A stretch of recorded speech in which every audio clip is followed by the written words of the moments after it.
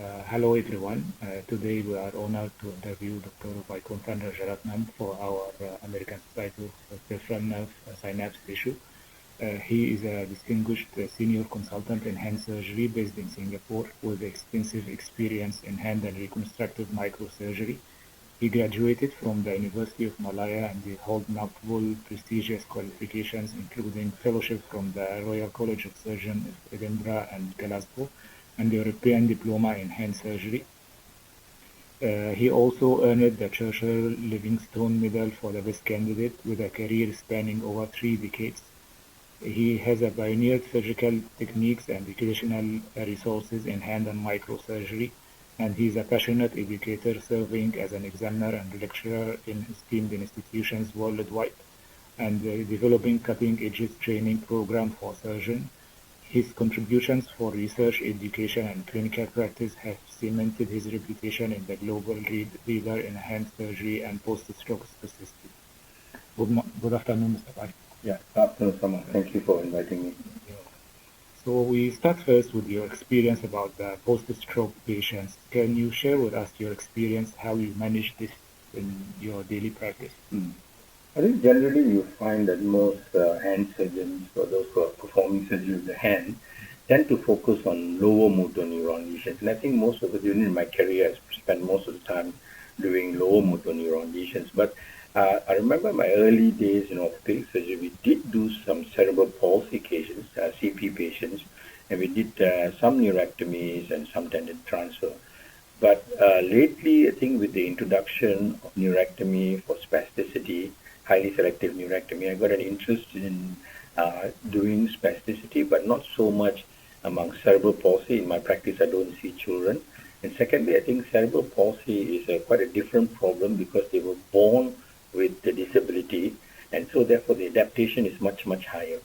Whereas in post-stroke, this is a unique population who are high-performing individuals until the day of the stroke, and then they are left with a disability and they have challenges. So I think this was very important that we need to look at this specific population, especially in Singapore. There's a significant number of stroke, and about 20% of them have spasticity. And I think when the Chinese come up with the work of contralateral C7, there was a resurgence in the interest of post-stroke spasticity. So that's where I got the interest from, and then we decided to be able to do this kind of surgery to help patients with post-stroke spasticity. We need to engage with our neurologist colleagues. And so in Kutai Hospital about 6-7 years ago, we decided to set up a multidisciplinary team to run a clinic we call the stroke hand clinic, specifically see post-stroke patients, but we also see other patients with spasticity. So that's how I got interested in post-stroke spasticity. So talking about this kind of special service you have arranged, like how important is a multidisciplinary approach in managing those kind of patients? Yeah, I think it's very, very important. I think initially we had lack of awareness among neurologists or stroke physicians who manage stroke about the role of surgery. They're very inclined to pharmacology and how to manage those things. So once we showed them that the spasticity is the one that is disabling the patient from performing their task, that by reducing the spasticity with a specific nerve surgery, that it could improve, then they were confident to collaborate. The other thing is the importance of the occupational therapists and the physiotherapists and the rehab physicians. So I think once we got the team together, and what we did was we did a literature review to bring an evidence-based approach to show that post-stroke multidisciplinary team produced better outcomes than those who were managed in silos. So I think once we got that going, we managed to quite quickly set up the clinic. So the clinic is usually had a surgeon and a therapist and a neurologist there. At that time, we didn't have a rehab physician, but now I think there's rehab physicians on board, and I think she will probably be actively involved in referring the cases to us. Okay, that's good to hear. So how do you see the advancement in hand and microsurgery could have benefited those kind of patients with a stroke? Yeah. I think one of the challenges of stroke, I think I feel that most peripheral nerve surgeons fail to understand the pathology and the dynamics and the modulation that occurs centrally. So though we work peripherally, like doing a neurectomy or even in nerve repairs, a lot of these peripheral nerves are the fibers that connect to the brain, which is the total place where perception and action is performed. So if you look in post-stroke spasticity, there's a concept known as cognitive load. So when the upper motor neuron has been damaged and the dampening effect has been lost in the lower motor neuron lesion, that's how we get a spasticity. As a result of the spasticity, what happens is the patient where the normal fibers, which are close to the areas where they have been damaged in the brain, are affected by the increase in the tone. So the increased tone results in a decreased function of that particular muscle. And theoretically we know this. So when we did our first few patients, we were quite surprised to see that when we did neurectomy in the upper limb, they came back and said, yes, the spasticity was reduced in the upper limb, but they also said the lower limb improved. So we were a bit intrigued by that. But when you read the literature, if you look at the Forester's lamination of fibers in the corticospinal tract, in the spinal cord, the upper limb fibers are close to the lower limb fibers. So before you do your neurectomy, the increase in the electrical activity due to spasticity because of the lack of dampening effect of the upper motor neuron results in the lower motor neuron reacting to these discharges. So when the neurectomy is done and it's reduced, they find that the lower limb doesn't get interrupted by this. Centrally, you find that post-neurectomy, though you may not find that much of a functional improvement using Ferguson scores, and these are not really that very sensitive, but the patient will describe that he finds that to perform a particular task, previously there was a lot of effort. So this is known as the ideomotor axis.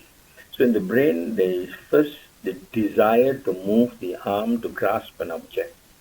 So when he tries to do that, because of the spasticity and because of all the action potential coming from the periphery, from the spasticity, he finds it difficult if he has voluntary movement. So he gives it up.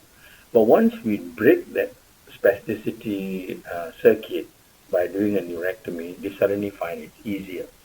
So this is what I think that's very interesting. And I believe that like in contralateral C7, that's how it works. But it also allows for the connection between the left and right side of the brain.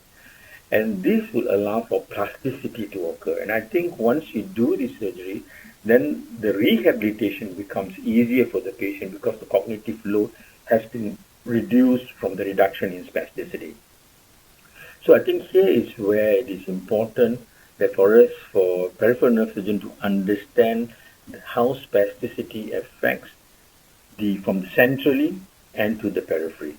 So now, when I first mentioned this many years ago, that upper limb surgery improved lower limb function, a lot of people thought that it was crazy, but there's now been studies that have shown that upper limb surgery, especially among rehab physicians, improve lower limb function. And this is the close proximity. The other thing that we have seen is again based on this cognitive load is the improvement in speech. So I've done a couple of cases doing contralateral C7 in spastics who have dysarthria, and they have shown to have improved the speech. And this has been shown in China, and there are not very few in Western literature, so we are now currently following that up. And I think this is where it is quite, contralateral C7 makes it opportunity to reduce the tone on the affected side by dividing that C7 and bringing the other side in. And contralateral, the donor C7 has very little mobility. At most, they end up with a little bit of numbness in the index finger. And this we have good experience with in lower motor neuron brachial plexus. So we're now extending that to post-stroke spasticity patients. And I think moving forward, because it's quite a It's not a very big operation. It's about an hour and a half. And if you're doing the prevertebral route, retropharyngeal route, you may not need a graft, but I put it subcutaneously to reduce the operating time and mobility. But we use a nerve graft. We can use an exogen graft if you need a allograft. But I think moving forwards, I'm trying to convince the spinal surgeons to whether we can do it through a cervical spine posterior approach, and then do within the dura, intradurally to suture the C7 to the C7, contralateral C7. I think that will make things easier. That makes a lot of clarification for such patient and how they can benefit of this kind of surgeries. So moving forward for the assessment strategies for those patients, so what kind of consideration you are considering when you assessing those patients with a post-stroke spasticity? Yeah, I think this is where we are lacking, and there hasn't been a proper instrument to measure. So the instruments that we have, like Bergman score and Tado scores and all this, they just measure quantitatively the amount of spasticity. So if you look, like for example, in some of our patients, when you do a Bergman score, doesn't move much, and therefore we all give up. But when you speak to the patient, the experience with the patient, because the cognitive load is less, they are able to function better. And I think that's an important aspect that nobody is measuring. So we need to talk about lived experience, the patient's reported experience measures. And this is what we're trying to work on to get a multi-center team kind of research to ask the patients from their experience how the surgery or the intervention has improved. Because just to go back to the concept of grasping an object, so when they try to grasp an object, it is so much as per the cognitive load is so heavy because of the spasticity, they are not motivated. Because when you are able to achieve a motor task in a normal person, there is a reinforcement satisfaction. There is a satisfaction that I've achieved my stuff, and this motivates them and reinforces the behavior. But when they cannot achieve it, they get demotivated, and that's why compliance for therapy becomes difficult. So I think if you incorporate early in spasticity, with your spasticity, you do your neurectomy and reduce the spasticity in a predictive manner, then they are able to rehabilitate better, allowing for plasticity in the brain to occur. And I think that's the key. Plasticity in the brain is the alternative pathways that are created to overcome the pathology so that the patient can go back to function. So I think the measurements are important. We need more research. We need to use more of the narrative, the patient's story, listen to the patient, and then from which we can then determine how good our interventions are. At the moment, I think they are very coarse instruments that don't particularly measure the totality of the patient's experience and the impact of the intervention on the patient as a whole. Okay. So back to the multidisciplinary team, because you said you have established this kind of hand stroke spasticity clinic for service. So this means that all your patients are mainly referred from the other departments rather than to be like coming directly as a referral to the hand clinic. That's one of the challenges because sometimes there are biases, and specialists like to keep their patients to themselves. Fortunately, we have been lucky in having our neurology colleagues who have been happy to refer to us because we don't see them primarily in a stroke patient. So that's one aspect. But we're hoping to create an awareness in the public so that they can know that in case that they have been treated elsewhere and nothing has been done, they can still come and let us evaluate them and do it. So I think it's public education is important, so we are able to create awareness and know that there's something that we can do. And so there's one patient, a colleague of mine saw him walking in the corridor and realized he had a hemiplegic gait and offered him an assessment, and then he came for surgery and he's done well. So sometimes this is proactively looking for it. But I think here's where the primary care physicians need to be involved. Also, if they see a patient with spasticity and is struggling with this spasticity, before contracture comes in. Obviously, there's surgery for contracture, But that's a salvage operation. So I'm not talking more about that. I'm talking about early intervention, not early before spasticity sets in, but once spasticity sets in. But I think the hand surgeon, I mean, or the nerve surgeon should be involved early in the care to build a relationship with the patient over a period of time. Because initially there may not be need for surgery, but then need for splinting and stretching. And then later, when the spasticity becomes a disability, then we can convince the patient, because the relationship, to go for neurectomy or interventions to improve their function. Yeah, so this proves that your early intervention will lead to Mm. better results. Mm. So have you considered expanding your service into community, given the fact that what you mentioned earlier, that Singapore got a high number of those post-stroke Yeah. specific? Yeah, I agree with you, and that's where I think even in Singapore we are looking very much as a community-based delivery of care in the community. So here's where we need to train some of our community nurses, so they are able as a frontliner to pick up patients with spasticity and then refer them early to us. Another way to do is to create with AI, with multimodal AI, is to be able to screen patients through conversation in multi-languages. Then they can be screened using some of the screening tools, and if they find that their impact on daily life is affected, then they can be a candidate to be referred almost automatically to the hand clinic for us to evaluate and assess them. So I think these are the changes in the horizon. They're making use of community nurses, and I think using what we call identification of AI assistants. That means make AI assistants with the validated software, validated questionnaire instruments, putting into AI, which can have a conversation with our patients, could converse with them, and then be screened and then be referred to the clinic. Okay.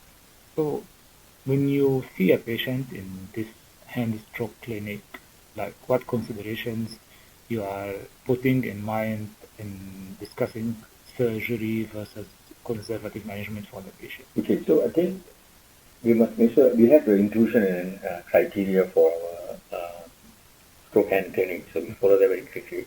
So they must be functional, number one. Number two, there must be some form of voluntary movement in the affected limb. And then we must make sure there's no contracture. This is for neurectomy. If there are contractures, then we talk about contracture intervention. Obviously, if the patient has got no function at all, very, very low function, then even a contracture may not be necessary to do anything unless for hygiene and nursing purposes.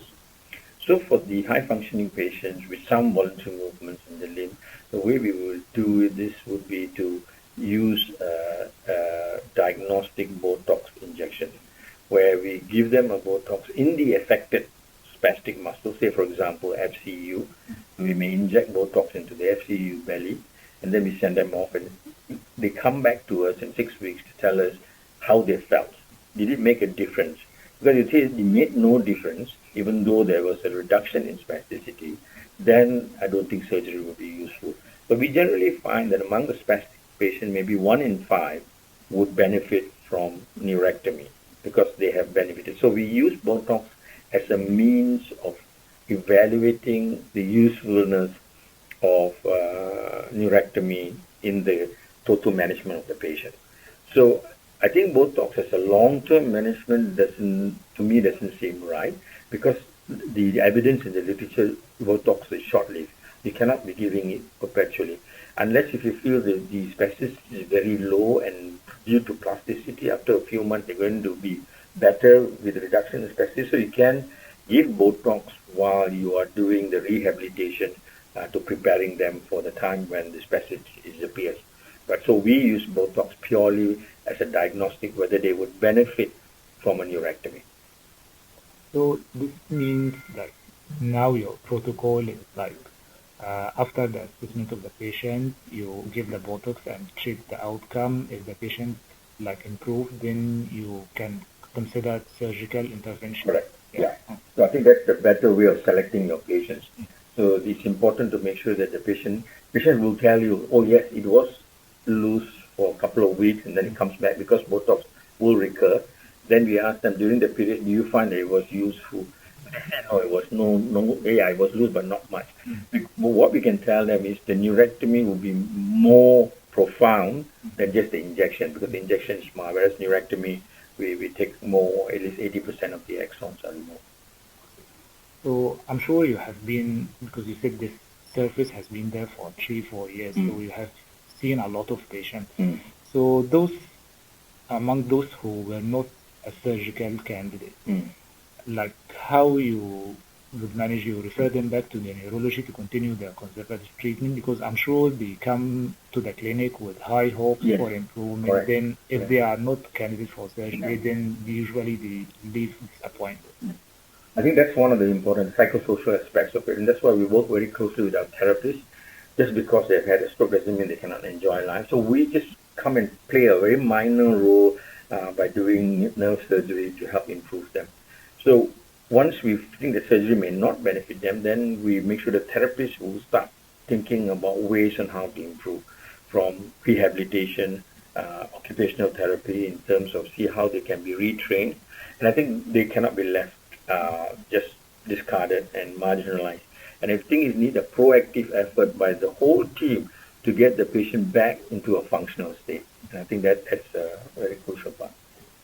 Giving the background of you about being deep into education and like teaching, so have you thought like maybe writing a book or like making some available resources for those patients to be like available in their phones or like online for them to go through to help them with their injury? Yeah. So I think all my lectures are available on my YouTube channel, plus my Moodle learning management system we put in there. So some of which are a bit controversial. These are my views, my opinions based on my experience.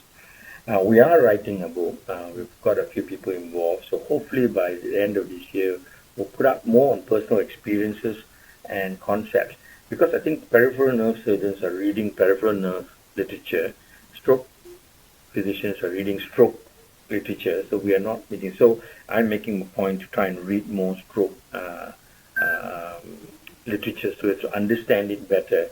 And I think moving forward, I think like speech will also improve. I think contralateral C7 will be the future. So we will start writing. So they can't be large evidence base because this is new. And so I'm going to try and get experts' opinion and their experiences. End of the day, the physician has to discuss with the patient too. I think the most important part is bringing the multidisciplinary team involved, and the patient needs to have everyone look at the patient, and it's just not nerve surgery. It's about the patient's biophysical, psychosocial, and economic concerns have to be addressed. And about managing such patient with more or less like it looks like a complex kind of situation. So what are the challenges that you see in managing such patients? Yeah. I think one of the important things is expectation, managing it. Because a lot of the, as you mentioned, they come in that they're going to walk normally. So that is very, very important and be very careful, because patients can have unrealistic expectations. So managing the expectation is one. A lot of people have concerns about the patient going for surgery, they will collapse, and sometimes the physicians put bias into the patient by saying that, oh, it's very dangerous to have an operation. These operations are very, very safe because they are peripheral operations. Even contralateral C7 transfer, there's no morbidity. So I think that education and awareness of physicians is important so that they don't confuse the patient. So there is, informed consent must be proper information and not frightening the patient. I think managing not just the patient but his family members and the community is important. So engaging all stakeholders, that is the employer, the family members, and the patient, is an important aspect. And here, I think, especially in Singapore, we may need to even include the financiers, those who finance healthcare, so that they can fund certain interventions that help function, like wearing the glove that helps with assisting the movement, robotic assistance for rehabilitation. All this needs to be funded.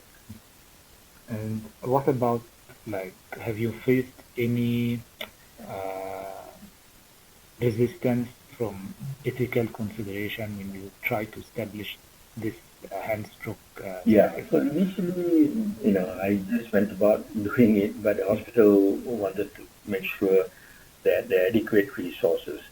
So I think the evidence is in the literature. Sometimes we have to push the boundaries. So contralateral C7 was a difficult task, but in the end, to convince people to do it. But we were confident because one, we have done, I've done 30 over years of contralateral C7 in lower motor neuron lesions. So going on to the upper motor neuron wasn't an issue. And so I think as long as the literature is there, I haven't had any problem. I'm sure you have met a lot of patients and you have a lot of stories from those Mm. patients. So can you just share with us one of those unforgettable patients that you have met in this clinic? Yeah, I think one of the early last year we did patient who was actually wasn't stroke but more trauma hemiplegia, and the spasticity improved the next morning. But I think what was satisfying was the speech had improved almost instantaneously. And initially, we thought that it was probably due to the neurectomy, or I mean, from the drugs used in anesthesia. So maybe they were wearing, they worked on the Being next, yeah, weaning off.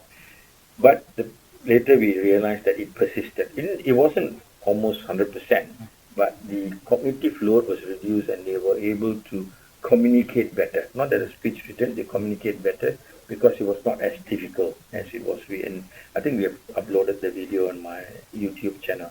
I think those kind of stories makes a lot of difference in seeing how the patients feel better at the end of it. The other thing is in contracture, especially sometimes people give up in contracture, and we had a patient who had a very bad contracture with ulceration in the palm, and the doctor brought her in and we did the surgery and just opened up the finger, and the response both from the patient who was a smiler who didn't communicate very well, but the smile and the lack of pain and depression on the face, and the doctor was like so much happy. So I think some of these patients are very, very appreciative of the intervention that we are able to provide. for those kind of patients, do you feel like patient to patient education or like group therapy would help to like share the experience, Yeah. especially among those who went for surgery and got like better outcome? Yeah. And I think that's one of the things where the occupational therapist plays an important role in that, in making sure that they mix with their cohort. So they call near peer support and near peer education. And I think that's how we have used, like sometimes we go talk to this patient and happen. And sometimes it can work the other way. So because the patient say, oh no, I didn't feel much, and then the patient wants to go for surgery. But I think that's one of a very important tool, working together, near peer support. And near the end, we want to ask you about how do you see the future of managing the stroke specificity patient? Yeah, I think it's going to be very central. I think we are too obsessed in the periphery because the injury is in the brain. We need to try and create new ways to form new synapses to overcome the either infarcted or the hemorrhagic area. And I think that's where it'll be on a cellular level. And I think there's also mechanical, electrical sort of stimulation to provide the uh, uh, alternative pathways for plasticity to occur. The other thing I will see that we will find is implantable chips, which can then help to control or may even facilitate the synapse, the plasticity to occur. And so I think that's where the future will be. We are looking forward definitely to see more Mm. things that can help for a better outcome of the patient. Yeah. Okay. Thanks, Dr. Vai, for your time and for your interview. It was a pleasure to have you today. Thank you very much. And hope to see you in future interviews. All right. Thank you very much. Okay, thank you. Bye. Thank you.